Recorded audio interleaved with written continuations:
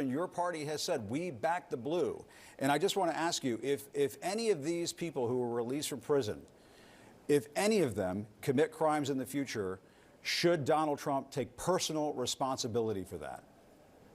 No more than Joe Biden should take personal responsibility for the 14 million people, for Laken Riley losing her life because he didn't have enough guts to enforce the law. I'm not talking about Joe Biden. Americans. If Joe Biden pardons people and they reoffend, he's obviously responsible for that.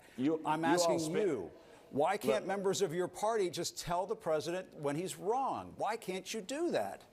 You spent 4 years making excuses for a fellow with Alzheimer's in the lead office in this country. Congressman, you and I talked about this. We raised questions about that time and again on this network, on this program.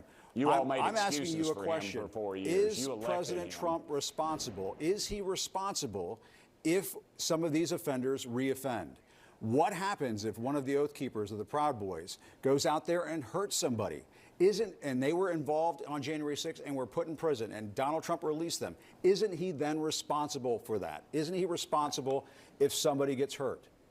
I would say if they're Trump-appointed judges, they will go to jail. But if they're Joe Biden-appointed judges or Soros-backed DAs, they'll probably walk, as they do in New York and the rest of the country. As we saw during the Black Lives Matter marches, we saw in the riots all across the country, those people walked. Nobody went to jail for that. Millions upon millions of dollars of property was damaged. You all didn't raise a finger, didn't say one word about it. Congressman, you that's showed just it and not said, true. "Oh, it's all in order." You showed we had riots where towns were burning down, and they were allowed to do it. They were allowed to do it, and you all did not. Oh, you covered it, Jim. Come on, Jim.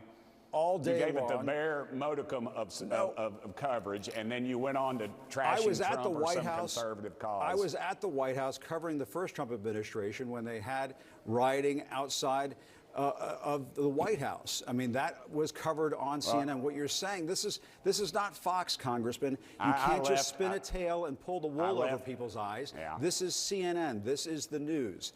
We are asking you to come on and tell the truth. And that's why more people are watching the Cartoon Network SpongeBob reruns right now, Jim. Look, I left the White House during a riot. My life was threatened. My life has been threatened within the last few weeks, yet there's no coverage of that. And you all continue this narrative of attacking Trump. You just can't stand the fact that he won and that America spoke. Congressman, and that, no, and that your view is very diminished. That's not the case at all. And your view is very diminished. I asked you to come on to ask you about these pardons because they are highly controversial and they could result in people getting hurt. And I think that's a sincere question to ask. If they break the law, then they go to jail. If but they break the law, went to then they jail, go to and then jail. the president let them out of jail. And all I'm asking you is for you to say that if you feel it's wrong, say it's wrong. That's the key. They did go to jail. And under these Soros-backed DAs all across the country, these people are walking for much more heinous crimes than this.